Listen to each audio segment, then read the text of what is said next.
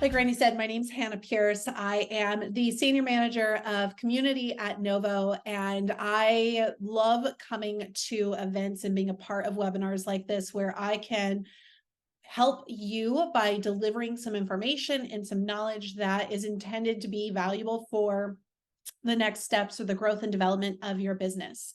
Today we're talking about maximizing your financial success, and Randy pointed out one of the top questions that is really crucial here, which is, maybe you haven't hit your goals yet for 2023 and you're kind of wondering like, well, does that mean 2023 is a wash and I should just start focusing on 2024?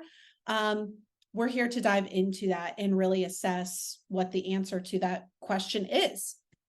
So first and foremost, I don't know what your goals are. Every single person probably has their own individual goals. And if you didn't set goals for 2023, maybe that's something you can do new in 2024 that I would highly encourage you to do. And if you're maybe in the position of wondering, well, what kind of goals should I even set for my business? What's realistic here?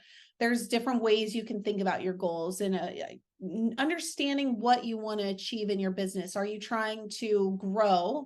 Great. Well, growing is a very broad spectrum. What does that mean? Do you want more customers in your business? Do you want additional revenue in your business? Do you want to have a better ROI on your marketing spend? So think about what the big picture is and then identify the individual chunks within that big picture to help you set your goals. So that's a little tidbit for your 2024 thinking. But we're going back to 2023. What were your goals this year? Did you achieve them? Are you thinking you're not going to achieve them? And I bet there's some things you could do right now that in these next 2 months, you can get much closer to those goals if you feel like you're kind of far off from them, or just do the final little sprint to push yourself over the goal and making 2023 a big success. So reviewing our goals, step one.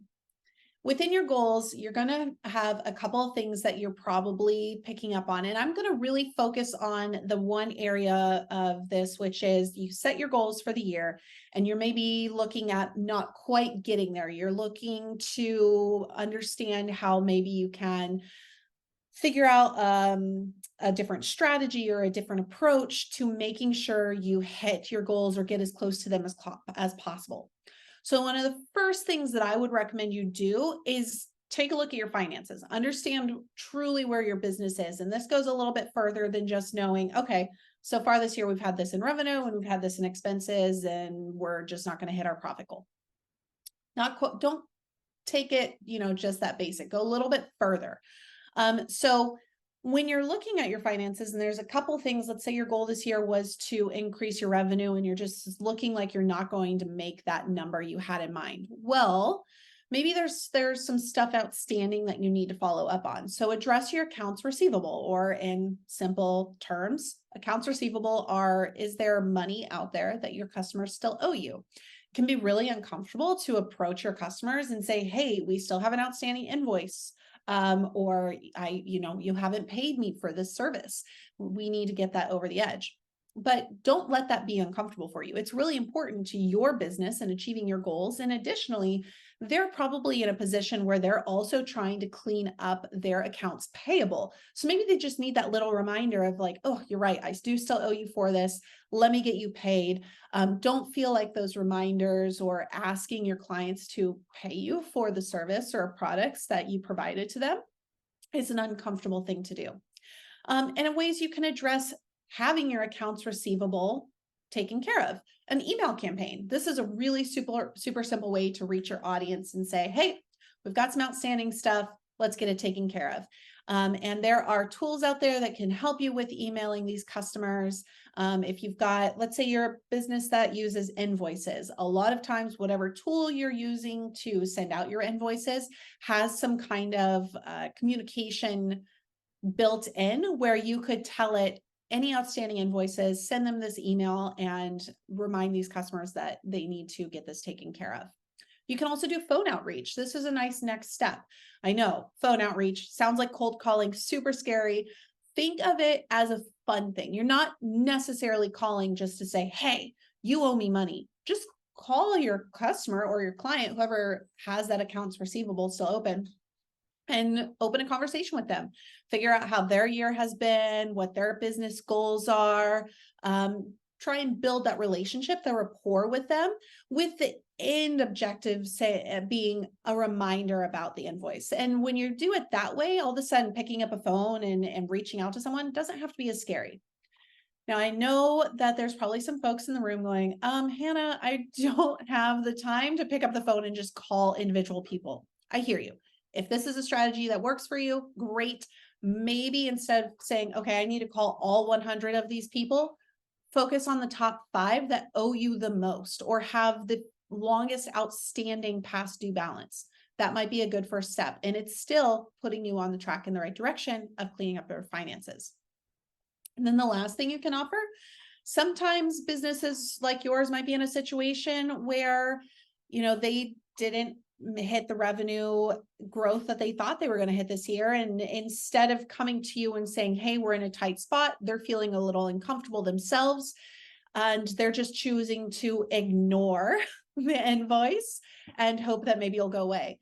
Instead, see if you can work with them. Is there a way to set up some kind of payment opportunity where you can say, you know what, I get it. I hear where you're coming from. What if we broke this out into, say, 3 payments? You do the first one this one month, the next one this next month, so on and so forth. Is it totally getting all the funds to you that you were expecting? No, but it's still getting you a little bit closer than you were. So there's a couple of strategies you can take in regards to addressing your accounts receivable. Paying your outstanding bills is also part of cleaning up your finances. I know for myself, as a business owner, I hated going into a new year knowing that I had a lot of bills outstanding. So I'd make a point of figuring out everything I had left to do or to pay for, or I was anticipating coming up at the end of the year, and I would start getting those taken care of. This just makes the books a lot cleaner when it comes time for your tax season in a few months. That's much easier to deal with. And then you don't even have to think about it at the beginning of the year. You can just start with a clean slate. While you're doing those bill pays, pro tip, see if there's an opportunity to set up some automation for those bill pays.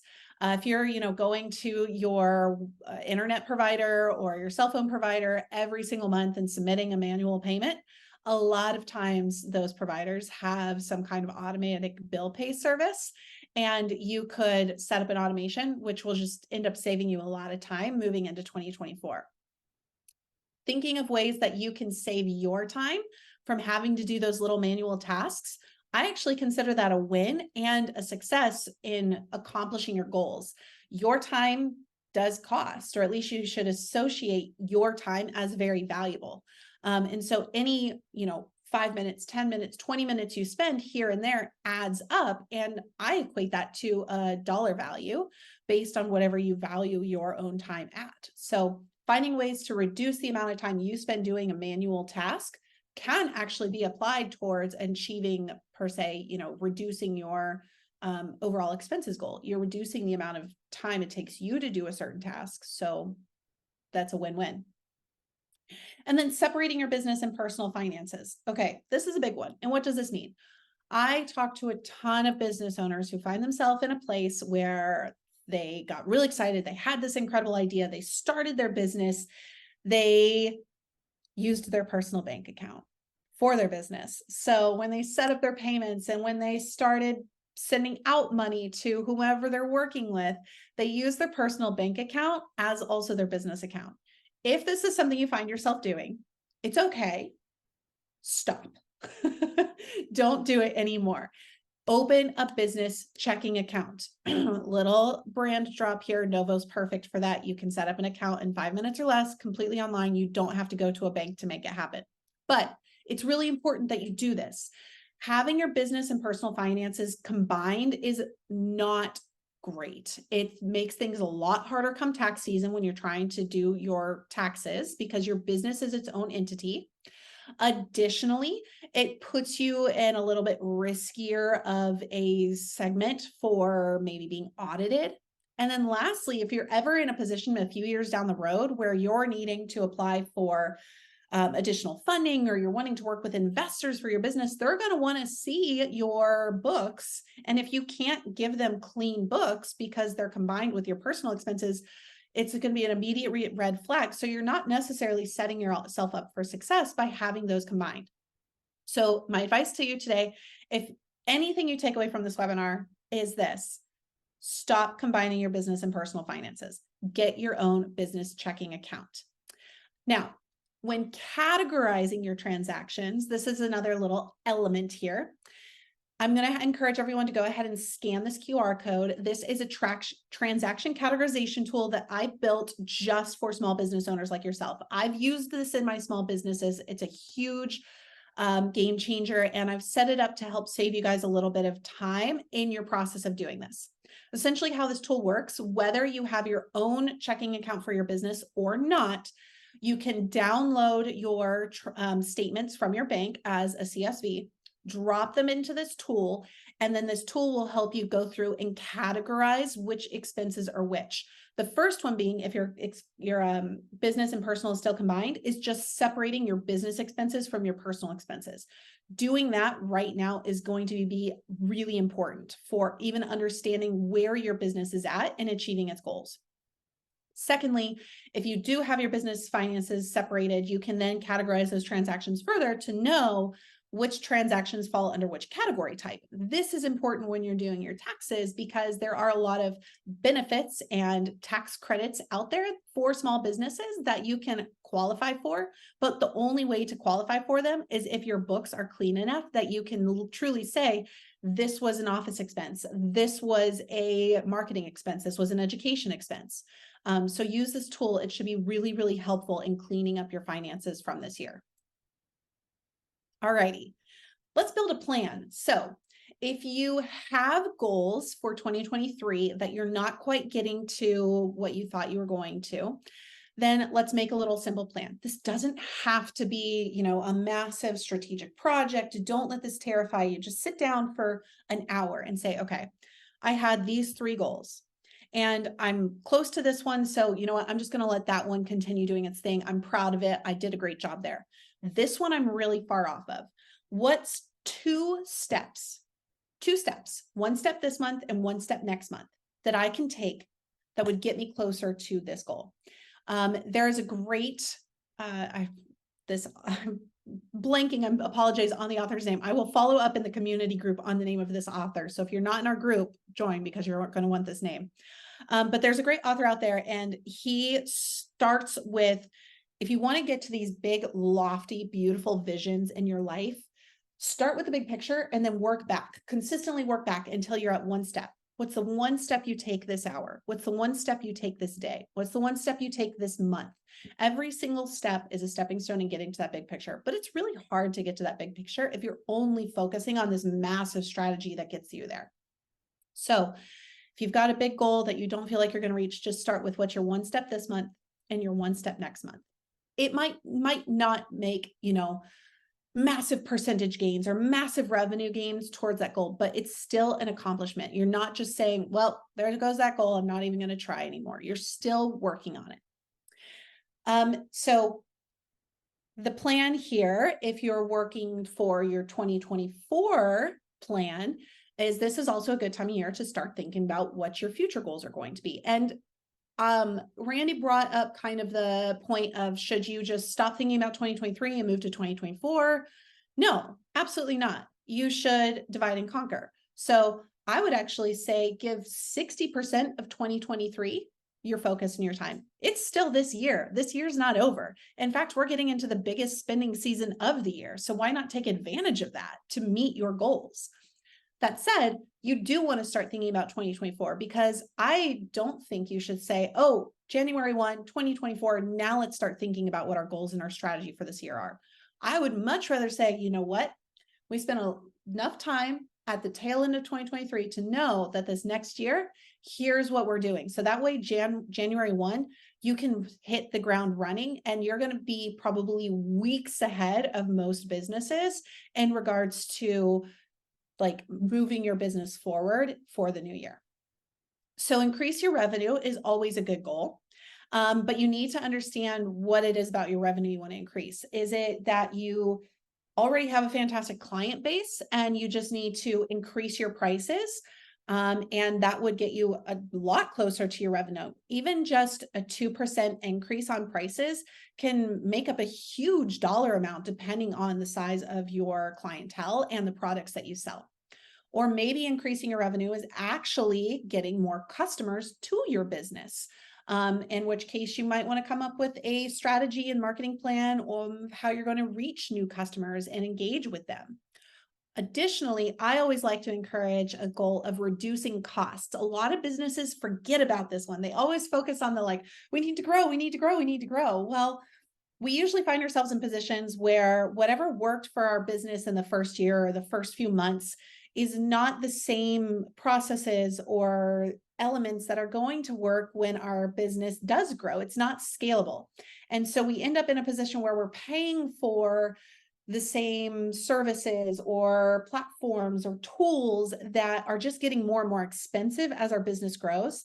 And instead of assessing, okay, this tool is no longer the right thing for my business because either it costs too much or it's just not serving our need, how can I reduce costs? Additionally, maybe a lot of the things you're doing are manual and you could reduce your costs by building automation into your business. So I always like to set a goal of, as my business grows, can I reduce costs? I like thinking about this as like one's going upward this way in a nice trajectory and the other one's going this way in a downward slope so that you are increasing your revenue while reducing your costs. And then budgeting. So aligning your budgets is really important.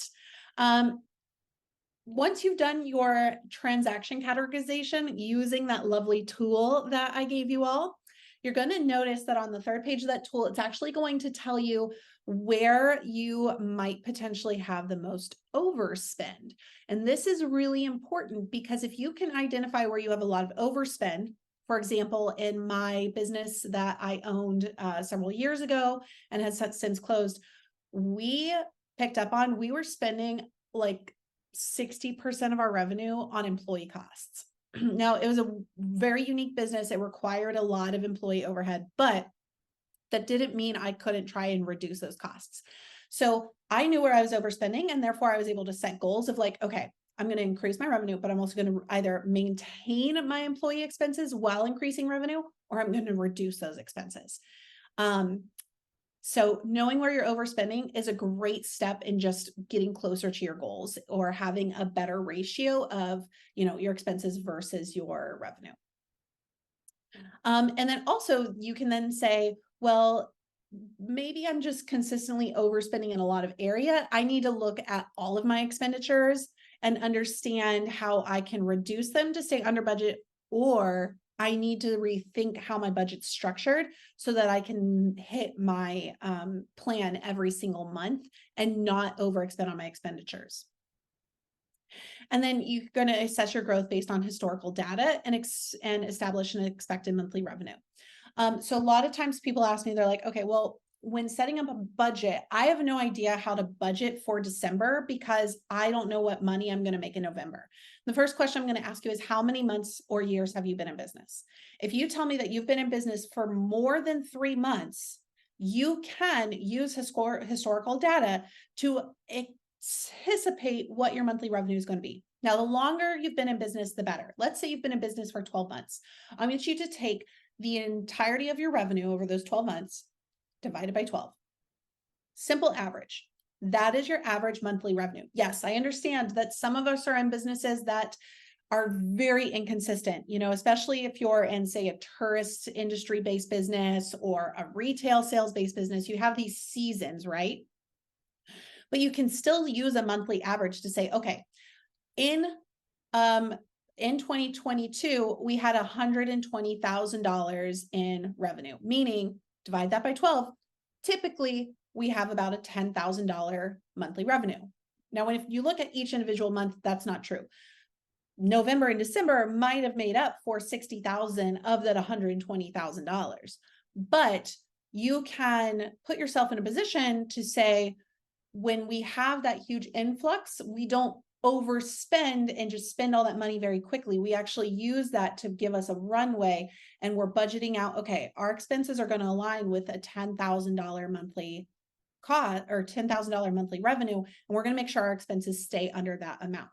That's a really good trick when thinking about your budget and figuring out how you can determine where to even start with how much your budget has room for. All right, and then winning back your time. So we've already talked about this a little bit, but if there's anything you can do in your business to win back your time, that is a gigantic win and hugely valuable. You as a business owner are honestly the most valuable person in your business. Whether you equate yourself as being worth $120 an hour or you only pay yourself pennies on the hour. Either way, your time is exceptionally valuable because the more time you're spending doing manual tasks, the less time you're spending being strategic, creative, making new product if you design or create the product that you provide, or growing your network and selling your business. You want as much time as possible to do those things. Anything on the back end that's manual, repetitive tasks, I'm really going to encourage you to find a way or to set goals that help you win back your time. And there are numerous tools out there that help you build in automation. We actually have a great webinar series all about automation in your business. If you've had a chance to attend that series, hopefully you've used some of those tips and tricks. But some of the areas that most businesses have where you can build in either a service or pay somebody significantly less. There's amazing virtual assistants out there who cost almost nothing that can help you with your bookkeeping and budgeting, your hiring and training, HR, client booking, scheduling, and then marketing and networking. I know the owner mindset is to say, I'm just going to do it myself. I get it. I've done that so many times where I needed to, create a marketing campaign and it was just like, I'm just going to do it myself. And then I spend probably 30 hours that week trying to get my content and put it into posts and then schedule it. And by the time that's all said and done, sure, it drove some business drove some customers to my business, but my ROI, return on investment, was pitiful because I used all my own time to create content that was really only usable once. And the volume of customers I got back didn't make a big enough of a difference for me to have spent that much time there. What would have been significantly better would have been for me to take, 2 hours to do some research for an agency or a contractor. Upwork is a great place to go for things like this, where you just need somebody who can do these little things for you. And then I could have spent so much more time going to my networking events or meeting with my clients and my customers and building my relationships with them, which would have actually led to significantly larger revenue dollars for the business. So where this is all coming from, that got very kind of like, very serious. Win back your time. Try to do it. Set a goal to automate one area of your business every single quarter. If you can automate one area of your business every quarter, that's 4 automations in an entire year. And then do it again the next year. Now you're up to 8 automations. By the end of 2 years, if you've put in 8 automations into your business, I guarantee you're going to be saving thousands of dollars in your own time. So what's next? Join the Alignable Novo community group. We have a very active group. We love talking about all things finance related in regards to how you can support and grow your business. I am active in that group, so you're always welcome to get in there and just call out like, Hannah, I need help with something. What do I do? And I will give you the best advice I can. Or if I don't know the answer, I'm totally comfortable saying that, but I have a really good network that I would be happy to put you in touch with. And I probably know somebody that might have a spectacular answer for you. So join the Novo community group. We'd love to see you there. Again, scan that QR code.